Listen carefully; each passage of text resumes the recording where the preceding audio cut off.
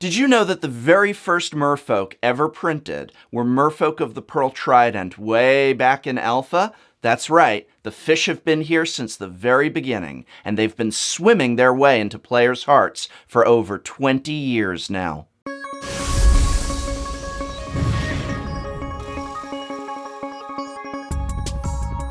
Envisioned as a way to get sea-based creatures involved in the game, Merfolk were the first blue-based tribe to ever see play. Thanks to the power of the formidable Lord of Atlantis, a 2-cost creature that gave Merfolk +1/+1, and Island Walk that you will still recognize today, Merfolk saw play from the very beginning.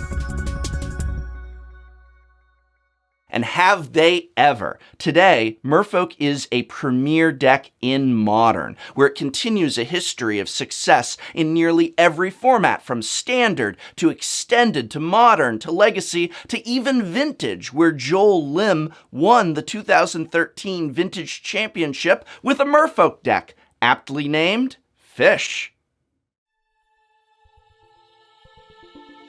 On the subject of fish, you'll notice that today it's a term used interchangeably with Merfolk. But it wasn't always that way. In fact, when the deck first came onto the Vintage scene in the year 2000, thanks to the quirky Rootwater Thief, the card designed by Invitational winner Mike Long, it barely contained many Merfolk at all. But the unique ability of the Thief got players tinkering with the archetype.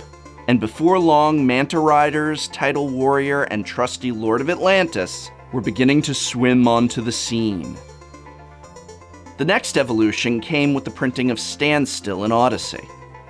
Thanks to the early Merfolk and the presence of creature lands like Fairy Conclave and Mishra's Factory, the deck could apply pressure while threatening to draw 3 cards at any time.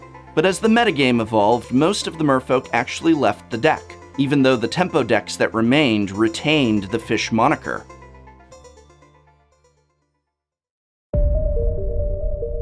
Merfolk as we know it today began to take shape with the release of Lorwyn in 2007. Suddenly a whole new crop of powerful Merfolk entered the scene.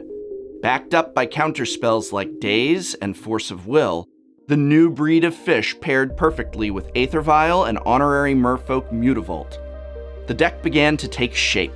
It had made its presence known, but it hadn't yet broken through.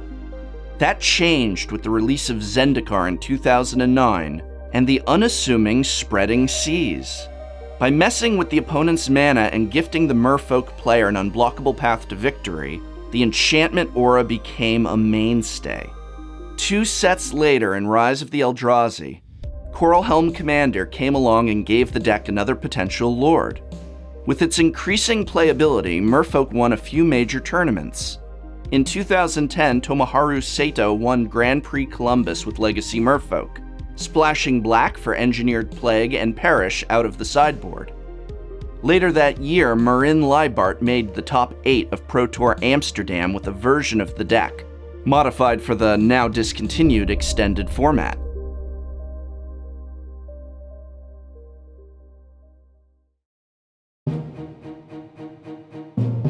After the banning of Survival of the Fittest in Legacy in late 2010, Merfolk spent more than a year as the deck to beat in the format.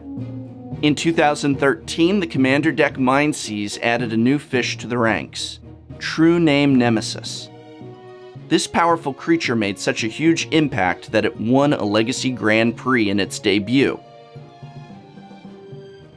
Modern was created in the winter of 2011, and while Merfolk was a popular contender out of the gate, it took some time to find its footing. But while Modern underwent its many shifts and turns throughout the years, Merfolk quietly kept swimming along and picking new pieces as it went. Without a doubt, the biggest addition was Master of the Pearl Trident in Magic 2013, which suddenly gave the fish a powerful 8 Island Walk granting lords. But Cavern of Souls wasn't far behind. Thanks to more recent additions, Merfolk finally won its first major Modern title at Grand Prix Copenhagen in 2015. That brings us to Fish in 2016. It looks a lot different than it did back in 2000, but the way the games play out aren't all that different.